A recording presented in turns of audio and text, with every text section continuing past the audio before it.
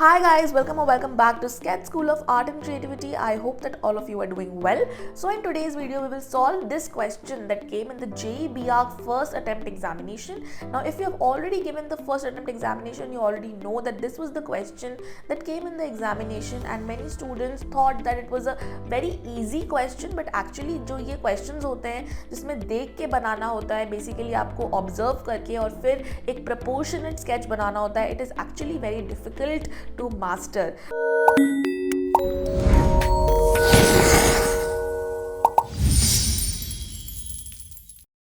तो क्या तरीका होता है इन क्वेश्चंस को सॉल्व करने का, let's see that and obviously it will be helpful for the next attempt examination also. So first I am making the upper body because mainly जो ये क्वेश्चन था ना, ये ह्यूमन फिगर का क्वेश्चन था. तो if you know the technique to make proper human figures, I think that you would have got the proportions right, क्योंकि बहुत ही सिंपल एंगल था ह्यूमन फिगर का इसमें. ठीक है, तो सबसे पहले अपर बॉडी और लोअर बॉडी दोनों इक्वल होता है. ठीक है, 4 parts is for upper body, 4 parts is for lower body. तो हाफ में डिवाइड करना होता है आपको. एंड देन स्टिक फिगर्स की मदद से पहले लेग्स के पोजीशनिंग को आप डिसाइड करो, हैंड्स के पोजीशन को डिसाइड करो. पीछे you can see I have made the cart in a square shape first. Even the wheels I'm making in a rectangular shape first and then I'm giving it a normal curvical shape. क्योंकि अगर हम direct curve बनाते हैं तो कई बार वो proper नहीं बनता है, जो कि देखने में इतना अच्छा नहीं लगता. तो आप देख सकते हो कि अभी मैंने बिल्कुल सिंपल चीज़ों से, बेसिक फॉर्म से पहले अपनी ऑब्जर्वेशन से करेक्ट प्रपोर्शंस निकाले. क्योंकि अगर आप डायरेक्ट, जो मैं अभी पार्ट कर रही हूँ ना, डिटेलिंग, काफ़ी बच्चे डायरेक्ट इस पे आ जाते हैं without the first 5 minutes of the basic proportioning. तो अगर आप डायरेक्ट इस पे आओगे तो आपका स्केच 110% प्रॉपर नहीं बनने वाला है. रेयरली किसी का बन सकता है, बट मुझसे भी अगर मैं डायरेक्ट डिटेलिंग पे आऊँ तो प्रॉपर स्केच नहीं बनेगा. So that is why first step back, get the basic proportions right and then you can start with the detailing part. अब human figures आ सकता है, portrait आ सकता है, या फिर किसी object को बनाने आ सकता है. तो human figures और portrait की टेक्निक जो होती है, बेसिक टेक्निक कि हेड कितने एरिया में आता है, हैंड्स कितने एरिया में आता है, एल्बो कहाँ पे आता है, नीज कहाँ पे आते हैं, वो सब आपको पता होना चाहिए. एंड अभी जो आप पार्ट देख रहे हो ये मैं मैकेनिकल पेंसिल से ही कर रही हूँ because this is my first layer. अभी मैं इस पर रेंडरिंग करूँगी. Okay, the black and white rendering technique I will use it. I will tell you कि आप क्या क्या यूज़ कर सकते थे. बट फिलहाल के लिए आपको बहुत ही नीट लाइन्स बनानी है इन द फर्स्ट लेयर. काफ़ी बच्चे हैवी हैंडेड होते हैं जिनकी वजह से क्या होता है कि स्केच बहुत स्मज हो जाता है. And if your sketch is smudgy it will definitely not look good right. तो इसीलिए आपको फर्स्ट लेयर में मैकेनिकल पेंसिल या फिर किसी भी एच ग्रेड पेंसिल का यूज़ करना है to get neater and cleaner lines. ठीक है, फिर आप बेसिक अपना जो भी मार्किंग है एक स्टेप आगे बढ़ो और डिटेलिंग करो. ठीक है, जो भी आपने बेसिक्स बना रखे हैं उसमें आप डिटेलिंग करो और वो बहुत इजी रहेगा अभी डिटेलिंग करना, बिकॉज आपको एक प्रपोर्शन का आइडिया तो मिल गया है. ठीक है, तो इस तरीके से आपको इन छोटी छोटी चीज़ों का ध्यान रखना है. हाँ, एक और इम्पॉर्टेंट चीज़, इरेजर का जितना कम से कम यूज़ कर सको करो. आज जो मैंने आपको स्केच दिखाया है ये वाला, इसमें मैंने इरेजर का बिल्कुल भी कोई यूज़ नहीं करा है कहीं पे भी. एक ही बार में सब कुछ प्रॉपर बन जाता है करेक्टली अगर आपका पहला बेसिक प्रपोर्शनिंग सही निकल के आता है. तो उसकी थोड़ी सी ऑब्वियसली प्रैक्टिस करनी पड़ती है. क्लासेस में मैं सिखाती हूँ that how you can get the basic proportions of human figures, कैसे प्रैक्टिस करना होता है ऑब्जर्वेशन से, पोर्ट्रेट भी कैसे प्रैक्टिस करना होता है, पर्सपेक्टिव की टेक्निक्स तो आई. तो हर चीज़ को अगर आप टेक्निकली प्रॉपर सीखोगे तो एग्जाम में कोई मिस्टेक नहीं होगी आपकी, या फिर बहुत ही कम होगी, माइनर.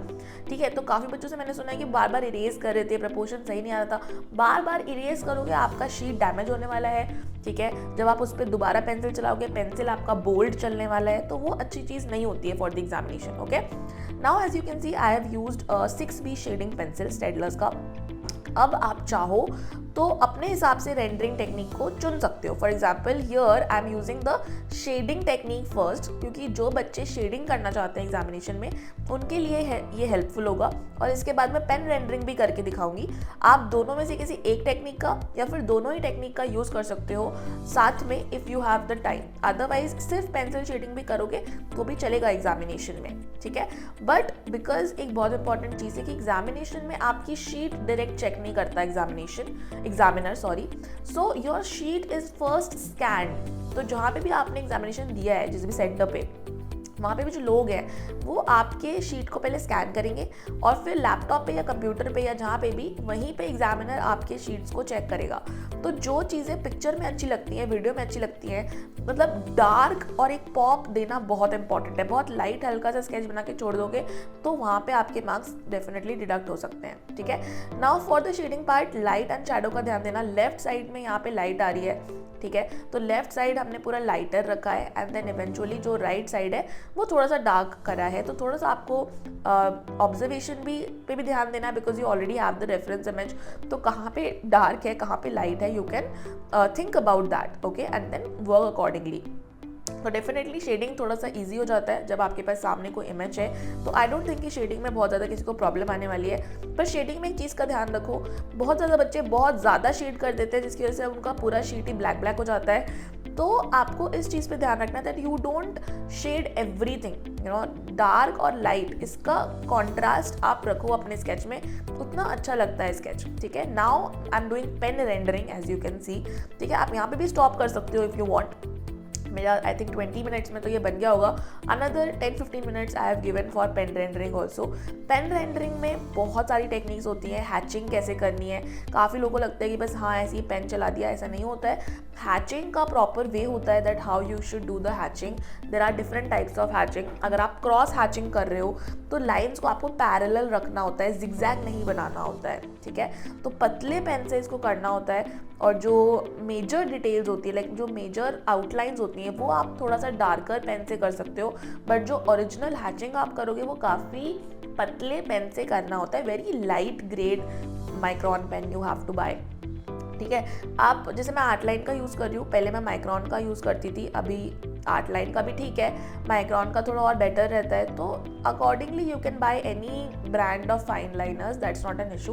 बट वो फाइन लाइनर ही होना चाहिए, ऐसा नहीं कि बॉल पॉइंट पेन ले आए या जेल पेन ले आए उससे बना दिया। प्रॉपर ड्राइंग पेन का यूज़ करो because it will not bleed and it will not damage your sheet.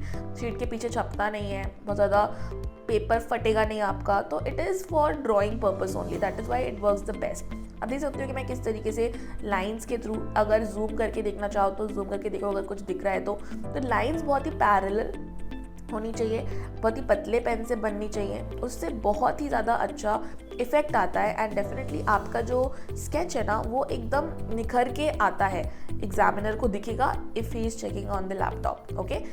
Another very important thing is the line weight. आपको अपने स्केच में लाइन वेट का खासकर ध्यान देना है। जो चीज़ आगे होती है आईज़ में, आइज़ के, वो डार्कर लाइन वेट से आप बना सकते हो in your sketch because line weights are very important. जैसे फॉर एग्जाम्पल ह्यूमन फिगर और कार्ट, इस पूरे स्केच में दो पार्ट्स हैं, एक ह्यूमन फिगर का पार्ट है और पीछे का जो कार्ट है वो है। तो जो पीछे का बुलक कार्ट है या वट एवर इट इज़, उसको मैंने लाइटर पेन से ही बनाया है। I don't want it to be very over powering, मुझे अपने ह्यूमन फिगर को ही ओवर पावरिंग दिखाना है। तो ह्यूमन फिगर को मैंने डार्कर लाइन वेट से, डार्कर पेन से आउटलाइन किया है और पीछे का जो कार्ट है उसको मैंने सिंपल लाइट पेन से ही आउटलाइन किया है, as you can see over here. So this will give a hierarchy in the sketch that first the examiner will see the human figure and then he will see the card which is very beautifully supporting your sketch.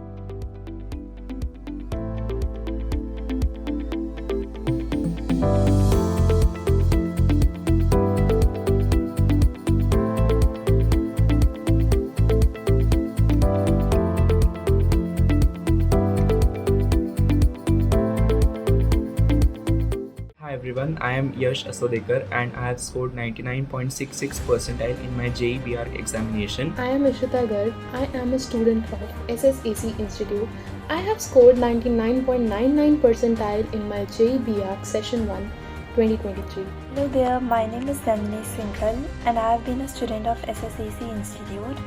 To tell you, this is not any other ordinary setup. There's a whole team working on it. Everything about this institute, the study material, the mock test, the to-the-point content is just awesome.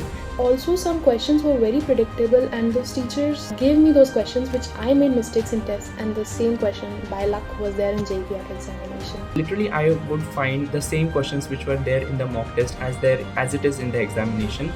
2023 session 1, I found that some of the theory questions were repeated from the tests that I have given. Ma'am thank you, बहुत ज़्यादा बड़ा contribution था आपका, बहुत ज़्यादा बड़ा। Exam को crack करने के लिए ना सबसे पहली चीज़ तो सपोर्ट ही चाहिए होती है, बताने को चाहिए होता है कि करना क्या है। तो वो सारा ही आपसे ही आया है और कहीं से नहीं आया, क्योंकि रिसोर्सेज बहुत कम है। तो एक रिसोर्स मिला, वो पहली बार में इतना अच्छा मिला कि बहुत इनॉर्मस अमाउंट ऑफ सपोर्ट मिला, तो उसी से हो पाया और कुछ नहीं कर पाता ये क्रैक।